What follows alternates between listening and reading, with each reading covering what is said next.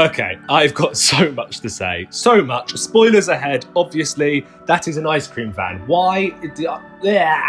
Okay, the ice cream van stopped playing. Let's jump in. This is a Doctor Who review of the Interstellar Song Contest.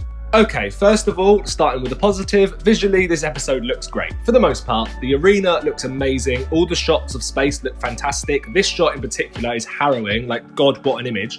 And some of the episode is fun, I have a good time with it. The confetti cannon through space is so Doctor Who that I just had a big smile on my face throughout that whole sequence. The first parts are all really camp and silly, and that's not a criticism. I think it works, and for the most part the humour lands. The Rylan stuff is ridiculous. I love that Americans have been introduced to Rylan. God, that's a rich backstory in itself.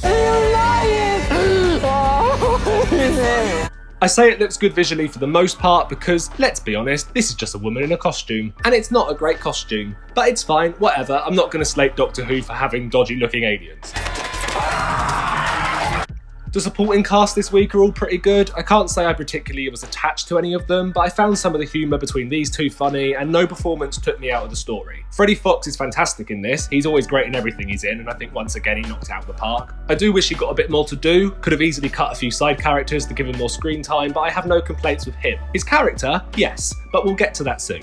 Once again, I do feel like Belinda got sidelined this episode. Last week she wasn't really the focus, and that's fine because the story was very Doctor focused. However, we only get 6 episodes a season now. I really need Belinda to be given the centre stage before the final. Lucky Day barely featured her, Story in the Engine wasn't her episode, and in this, it's kind of like they didn't know what to do with her. She has some nice moments, her panic attack about being all alone is nice, but then the rest of the story just relies on her finding the Doctor. She doesn't act on anything herself, and I think she needed more urgency. She's yet to save the day or particularly have any effect on any of the stories besides her introduction. And all of this is making me worried that there's going to be some big twist with Belinda, and that's why she's not taken centre stage yet. But I never find that interesting. I'd rather have a normal character who's special because they're generally clever or brave or whatever, rather than surrounded by mystery or plot twists. And I could be wrong, maybe she is just a nurse from Earth, but I'm beginning to have my doubts. Also, Susan's back. That's nice. Honestly, I was so happy to see Carol Ann Ford back in Doctor Who. I'm pretty sure this news would have leaked, however, I didn't see it, so it was a genuine surprise for me, and it was lovely. I don't know what it's building up towards, and I hope it sticks the landing, but either way, these little moments were nice.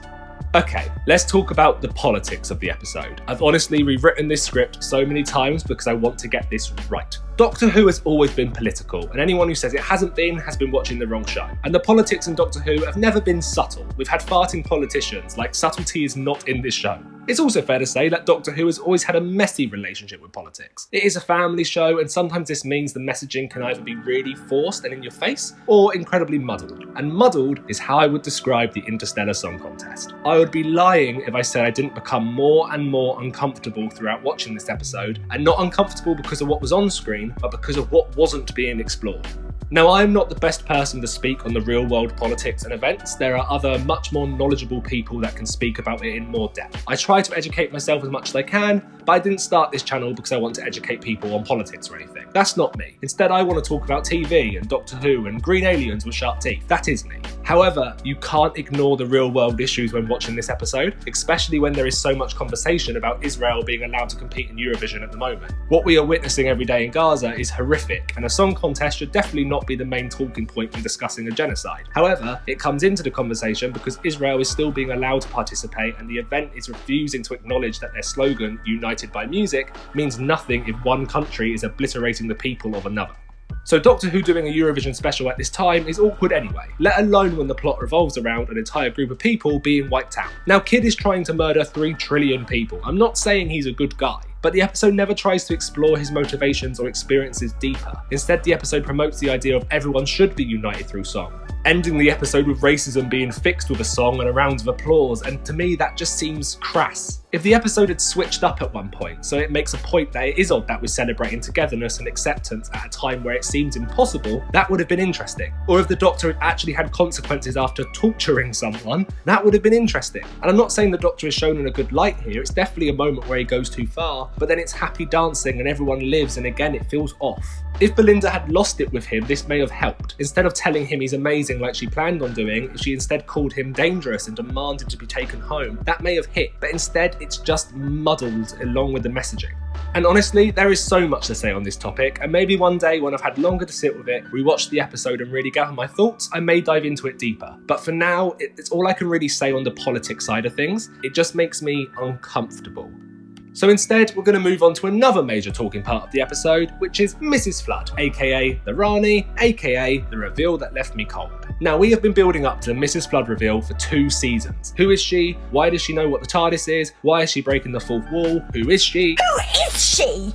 Who is she? And this week we finally got the answer when it was revealed that Mrs. Flood, everybody's neighbour, is in fact the Rani, a Time Lord from the classic series. And this is fine. Honestly, it's not exactly the most shocking or surprising answer, but that is fine. I'm excited to have another Time Lord in the show. I'm really happy he's not going to be the last of the Time Lords anymore. The issue lies with how the reveal was handled. First of all, it was a mid-credit scene. What the shit do you mean?